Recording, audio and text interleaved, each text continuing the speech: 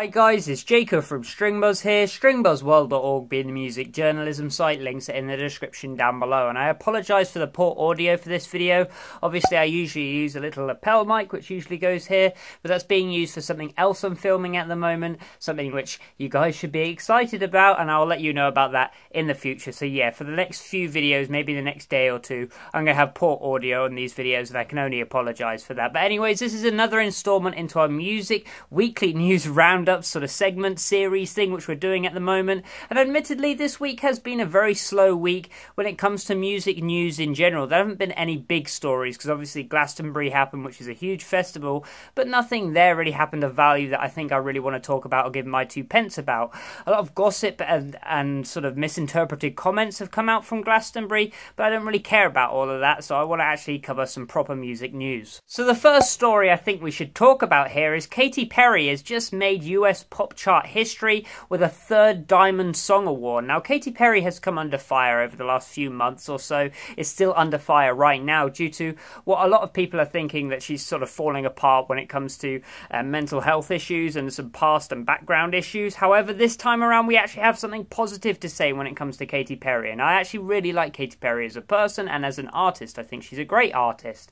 Katy Perry has just made chart pop history, or just general chart history, however you want to call it, at becoming the first artist, and yes, that goes to male and female, to land 3 Diamond Song Awards for sales of over 10 million. You get an award for sales of a single over 10 million if you didn't already know that. The fact that a female has done this way before a man has actually sends somewhat of an empowering message to the other industries who perhaps haven't valued women as highly as music fans are currently valuing them. And I think when it comes to the music industry, it's probably the most gender sort of neutral thing around at the moment of these big sort of arts and entertainment industries. So the big cheese over at the Recording Industry Association of America, or the RIAA, that's a difficult one to remember, have confirmed that Katy Perry's mega hit Roar, which I'm sure you've all heard by now, has just passed the 10 million mark for song sales and equivalent sales. I'm not quite sure what they mean by equivalent sales, because I know that they don't actually take into consideration views and stuff like that. I'm sure they don't.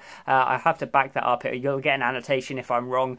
So it's quite a remarkable feat, especially in this day and age. Raw now joins the sort of ranks of Dark Horse, and I think the other one was Firework, which are her 3 over 10 million selling hits, which is just phenomenal, really. You've got 30 million sales in just 3 songs. That's some strike records. So that made Katy Perry the first artist in history to earn these 3 Diamond Song Awards. So I think it's finally a good story we can talk about with Katy Perry, and it's about time. Now, this next story is more of a follow-up story, and that's to do with Gene Simmons. Last week we talked about how he was trying to trademark the devil horns hand gesture, and funnily enough, he's just withdrawn that trademark. Last week we reported on this ridiculous story regarding Gene Simmons, who's the bassist of Kiss, I believe, / sort of singer, and his planned trademark of the devil horns hand gesture. If you didn't already know by now, I thought that was just a load of crap, and I didn't even believe it was a real story, then found out it was a real story and began to worry a little bit, because obviously Taylor Swift has gotten away with trademarking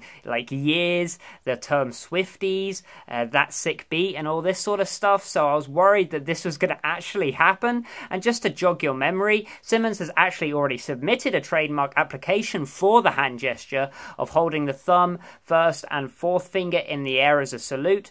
It's not really a salute, it's more of a gesture. And why did he do this, do I hear you ask? And well, that's because the guy convinced himself that he made it up back in the 70s. Musicnews.com actually wrote a brilliant article about this, stating that there are 2 things genuinely wrong with all of this. There are more than 2 things wrong, of course. There are a plethora of things that are wrong, but let's go easy on the fella. I've already given my 2 pence about him, about this situation, and he's probably received enough abuse to fill canteens and canteens worth of water jugs from fans around the world. So the first thing that was identified as just plain wrong is that the devil horns sort of hand gesture is commonly shown with the thumb extended instead of having it at the palm of your hand the way he uses it, with the 2nd and 3rd finger also sort of protruding. And the origin of that gesture, as you can imagine, has been argued and debated for years and has been linked back to cultures from centuries ago. So that's the first thing which is really wrong. However, there is a second thing that within rock music, and it can be easily traced back to the 60s, a whole 10 years before Gene's claims, because I think it was 1974 or something he claimed to have first used it, and it was first used on the album cover by a group group called Coven. However, there are also additional problems with this, because his application with the thumb extended is also the ASL, or American Sign Language gesture for the word love, and obviously that has been used in a variety of ways as the sign language has progressed. And as you can imagine, trademarking something that significant would likely piss a lot of people off, and it actually did. So I never thought this trademark was actually going to stand, even though I was worried about it, and Taylor Swift obviously proved me that you could trademark anything if you have the money to trademark it. So my heart is actually at rest about this, and this preposterous idea is finally put to bed. Now, this next story is a bit more of a worrying one, and that's James Hetfield has revealed in an interview that Metallica could fall apart at any moment. And just as a prefix before going into this story, I'm not one of those people who hates on Metallica, because I still have a lot of respect for them. Sure, they've had a couple of misfires, and that's just putting it lightly, but they've been the standard bearers for metal music for an awful long time now, and you cannot take away how important that is to the industry and how important they've been to the metal genre as a whole. However, James Hetfield has actually stated a couple of things which I think fans might be a little bit worried about, a little bit nervous about perhaps. James said in an interview with Rolling Stone magazine, and I'm just going to quote it directly, and that is, the band can pretty much fall apart at any moment, but we don't want that. We know too much now. I know that's a strange word in the business, that we care too much. We know where all the nuclear buttons are for each other, but we don't push them. We love what we do, and we want to keep it going. Now, on face value, that is a pretty normal response, and it's a perfectly reasonable way of reacting to a question about your group potentially splitting or breaking up in the future. I think it is always better to be honest about this sort of stuff, and I think he was here, and I don't think this statement is the particularly worrying one. Unfortunately, though, Hetfield has also hinted quite a few times on some ongoing tensions with himself and Lars Ulrich, the drummer of the group, the one who is constantly under fire by a lot of people, and in some ways it's kind of understandable.